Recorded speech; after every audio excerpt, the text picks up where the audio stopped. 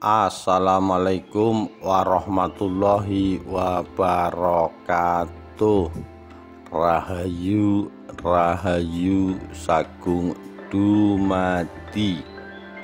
Fenomena gaib Sultan Hadiwijaya ditulis oleh Wiyonggo Seto, Sabtu 12 September 2015.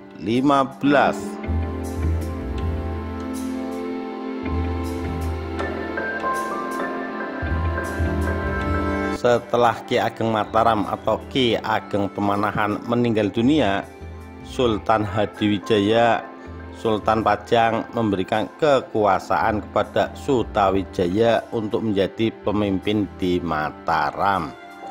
Sebagai pemimpin yang masih muda, Sutawijaya dengan gelar Senopati ing Ngalaga ditampingi oleh Ki Juru Martani yang juga merupakan penasehat Ki Ageng Mataram.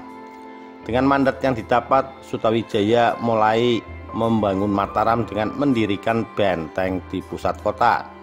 Pembangunan benteng ini sebenarnya kurang disetujui oleh Ki Juru Martani karena dianggap sebagai salah satu bentuk pembangkangan Mataram atas kekuasaan Pajang. Apalagi Sutawijaya selama setahun tidak pernah ke Mataram lagi seperti yang pernah diminta Sultan Hadiwijaya. Pembangkangan Sutawijaya berdasarkan pendapat Sunan Giri saat Ki Ageng Pemanahan masih hidup, bahwa Mataram akan menjadi kerajaan yang besar. Sebagai pengganti Ki Ageng Pemanahan, Sutawijaya merasa mendapat dukungan untuk menjadi Raja Mataram. Apalagi setelah Senopati juga mendapat dukungan dari Kanjeng Ratu Kidul yang telah menemani bersemedi di kerajaannya di Laut Selatan. Bahkan setelah keluar dari pertapaan, ternyata kerajaan-kerajaan kecil di sekitar Mataram pun mendukungnya. Apalagi Senopati mendapat dukungan juga dari Kanjeng Sunan Kalijogo. Perilaku Senopati ini tentu saja membuat galau Sultan Hadiwijaya yang tak menyangka bahwa salah satu anak angkatnya akan melakukan hal ini, karena Sutawijaya telah 3 tahun tidak sowan ke Pajang. Hadiwijaya mulai curiga, lebih-lebih setelah dikompori kedua mantunya, Adipati Tuban dan Adipati Demak. Dengan dukungan dari para Bupati Tuban, Demak, dan Banten yang setia pada Pajang, Sultan Hadiwijaya merencanakan penyerangan terhadap Mataram. Sultan Hadiwijaya naik gajah dengan diiringi ribuan pasukannya. Senopati yang baru saja memukul wadyabala Pajang di Jatijajar kini bersiap-siap menghadapi pembalasan Pajang di Prambanan. Ki Juru Martani sebagai pengasuh Senopati tentu saja berharap bahwa peperangan ini tak akan terjadi. Sultan Hadiwijaya sendiri sebenarnya galau. Beliau tak ingin menyerang Mataram yang dipimpin oleh anaknya sendiri. Di sisi lain, juga tak ingin Mataram melepaskan diri dari Pajang. Di sisi lain pula, berdirinya Mataram mendapat dukungan dari Sunan Giri. Peperangan antara tentara kerajaan Pajang dan tentara Mataram tak dapat dihindarkan. Sultan Hadiwijaya dan Panembahan Senopati berdiri berseberangan sebagai lawan. Berada di belakang tentaranya masing-masing dengan membawa tanda-tanda kebesarannya sendiri-sendiri.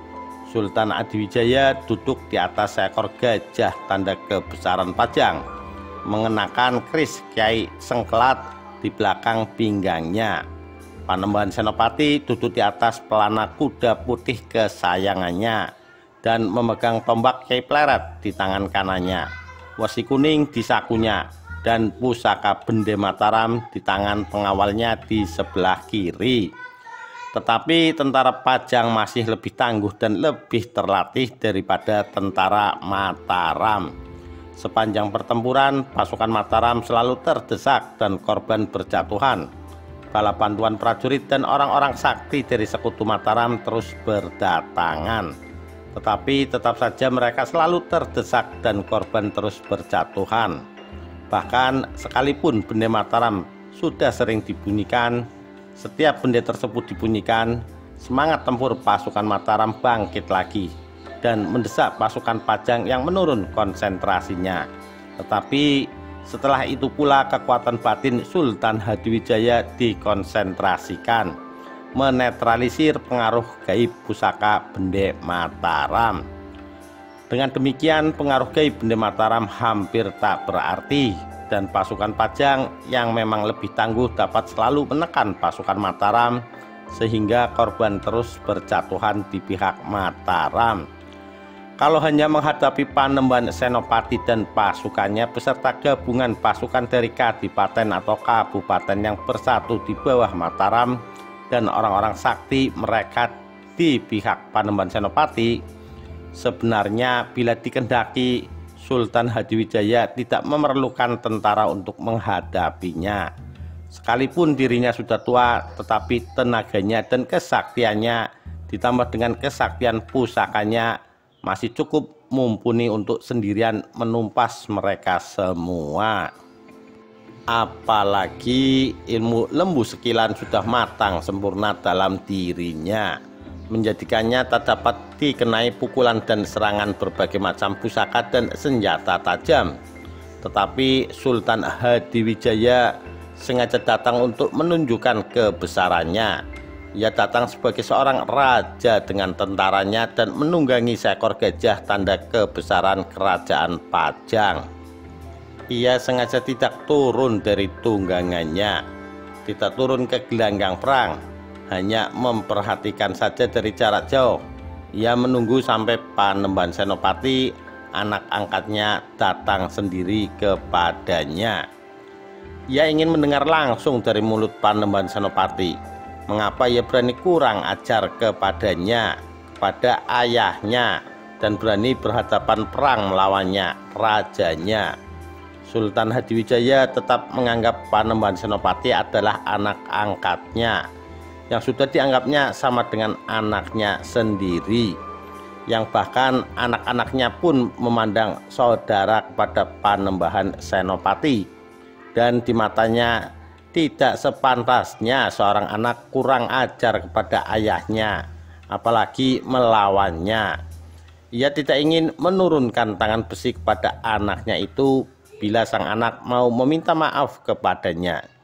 Sekalipun Panembahan Senopati diberinya kekuasaan di tempat yang sekarang disebut Mataram sebagai warisan dari Ki Pamanahan, tetapi Mataram adalah bawahan Pajang dan harus tunduk kepada Pajang, dan semua tentara yang dibawanya untuk mengalahkan tentara Mataram hanyalah sebagai pelajaran saja supaya Mataram tidak menentang kebesaran Pajang. Peperangan terlihat berat sebelah. Tentara Mataram walaupun dibantu oleh orang-orang sakti dan tentara kiriman kadipaten dan kabupaten yang bersekutu dengannya memang belum sekelas dan tidak dapat disejajarkan dengan tentara kerajaan Pajang. Apalagi ketentaraan kerajaan Pajang sekarang sudah jauh lebih kuat daripada kerajaan Demak dulu. Korban terus berjatuhan di pihak Mataram. Tinggal menunggu waktu sampai semua tentara Mataram menyerah atau mati. Akan tetapi tiba-tiba suatu fenomena gaib meliputi Sultan Hadiwijaya. Para leluhurnya, mantan raja-raja penguasa Singasari dan Majapahit, datang berkumpul di sekitarnya. Sri Rajasa Kertanegara, Raden Wijaya beserta istri-istrinya, Ratu Tribuana Tunggadewi dan adik-adiknya, pembesar-pembesar dan para bangsawan yang setia kepada Singasari dan Majapahit bersama-sama datang kepadanya. Ibu Kanjeng Ratu Kidul di sebelah kirinya, Raden Rangga duduk di belakangnya. Berbagai macam sasmita gaib masuk ke kepalanya. Ibu Ratu Tribuana Tunggadewi lembut berkata kepadanya, "Tidak usah dilanjutkan ambisimu menjadi penguasa tanah Jawa. Sudah cukup kiranya kamu menjadi penerus kami, menjadi pamungkas raja-raja Singasari dan Majapahit. Mulai hari ini juga wahyu raja yang ada padamu sudah akan pergi, kembali kepada yang memberi wahyu. Biarkan saja Mataram dengan panembahan senopatinya, ia bukanlah penerusmu ataupun penggantimu. Kerajaannya hanyalah transisi sebelum tanah Jawa masuk ke dalam zaman yang baru, zaman yang penuh dengan kesusahan dan penderitaan. Tanah Jawa akan masuk ke dalam zaman baru, zaman yang penuh dengan kesusahan dan penderitaan. Dan tidak ada satupun Raja Jawa sesudah kamu yang akan dapat melindungi tanah Jawa dan rakyatnya pada zaman itu. Penguasa tanah Jawa yang sesungguhnya akan datang dari seberang. Kejayaan tanah Jawa sudah berakhir. Tidak akan ada lagi panji-panji yang akan dikibarkan, karena tanah Jawa akan menjadi jajahan orang-orang seberang. Kebesaran tanah Jawa akan menjadi rampasan perang. Tak ada lagi yang akan tersisa. Kebesaran tanah Jawa sudah habis. Bahkan kebanggaan sebagai orang tanah Jawa pun tidak akan ada lagi. Tetapi akan ada masanya nanti tanah Jawa akan bangkit kembali. Batas-batas Singasari, Majapahit akan dipulihkan lagi, dipimpin oleh raja-raja keturunan kami. Tapi mereka bukanlah raja-raja yang utama. Mereka hanyalah pembuka jalan saja bagi raja yang sesungguhnya, raja besar yang akan menerima semua restu dari para leluhur raja-raja pendahulunya. Singasari, Majapahit di timur dan di tengah, Galuh di barat. Ia raja manusia, ia juga raja kami dan semua makhluk halus. Pusaka-pusaka tanah Jawa dan pusaka-pusaka dewa akan diwariskan kepadanya. Wahyu-wahyu raja akan tumpuk padanya. Dewa-dewa pun menyertainya. Ia akan datang sesudah bumi porak-poranda. Itulah tanda kebesarannya. Ia tidak butuh tentara. Ia sendiri bisa memporak-porandakan dunia. Kami sedih menyampaikan ini kepadamu.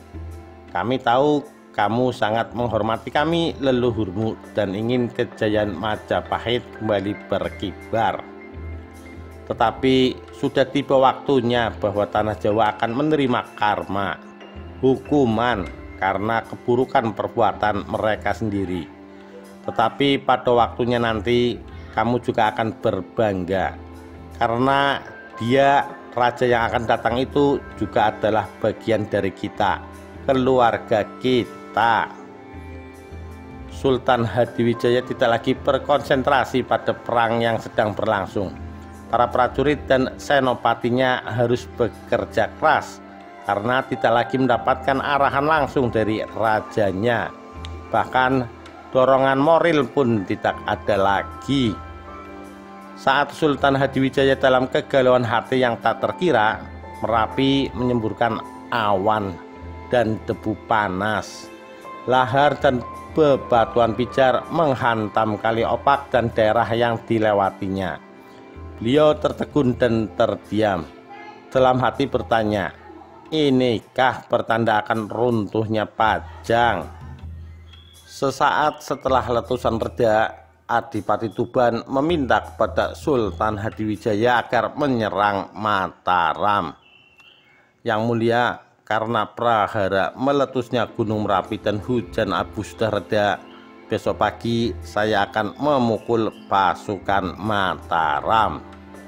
Di luar dugaan, Sultan Hadiwijaya berkata, ketahuilah, kejadian meletusnya Gunung Merapi, gempa bumi dan hujan abu itu pertanda kalau Pajang tidak boleh perang melawan Mataram. Keesokan paginya Sultan Hadiwijaya pulang ke Pajang dengan perasaan semakin galau. Di tengah kegalauannya dalam perjalanan, tiba-tiba gajah tunggangan Sultan Hadiwijaya berputar balik arah, berjalan kembali pulang ke Pajang. Para pengawal dan senopatinya bingung bukan kepalang. Segera semua prajurit diperintahkan mundur, mengikuti dan mengawal raja mereka kembali ke Pajang. Sepanjang jalan ke Pajang, Sultan Hadiwijaya tidak sadarkan diri. Tatapannya kosong dan tidak tanggap atas sapaan para bawahannya yang terus berusaha menyadarkannya. Fenomena gaib terus menyelimutinya. Sultan Hadiwijaya yang memang juga menguasai berbagai ilmu kebatinan dan kegaiban, sukmanya semakin jauh dan dalam masuk ke alam gaib. Sesampainya di Pajang, kondisi sang sultan tidak juga membaik. Hanya beberapa kali sang sultan sempat sadar, tetapi kemudian kembali lagi tak sadarkan diri. Panembahan Senopati yang dikabari tentang kondisi ayah angkatnya itu datang untuk menyenguknya dengan dikawal 40 orang prajurit. Melihat hal ini, Benawa segera bersiap untuk menumpasnya, namun dicegah oleh ayahnya. Tetapi sang Panembahan tidak masuk menemuinya, dan selama ia berada di Pajang, ayah angkatnya itu tetap tidak sadarkan diri.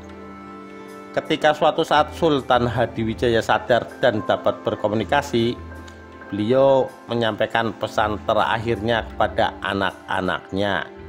Diharapkannya supaya anak-anaknya tidak memperebutkan kekuasaan. Juga jangan ada pertentangan antara Pajang dengan Mataram. Biarlah Pajang dan Mataram hidup sendiri-sendiri. Mereka juga harus hidup rukun satu dengan lainnya. Beberapa hari kemudian Sultan Hadiwijaya wafat. Beliau wafat saat Merapi masih melontarkan abu dan lahar panas. Pangeran Benawa, Panembahan Senopati, dan Ki Juru Martani sangat bersedih dalam merawat jenazah Sultan Pajang. Jenazahnya kemudian dimakamkan di Desa Butuh. Tetapi sejak itu juga pusaka kesayangannya keris Kyai Sengkelat juga menghilang dari kehidupan manusia.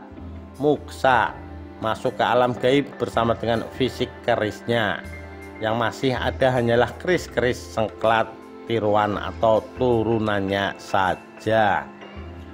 Demikian fenomena gaib Sultan Hadiwijaya. Sekian, terima kasih. Wassalamualaikum warahmatullahi wabarakatuh. Rahayu, Rahayu Sagung Dumadi.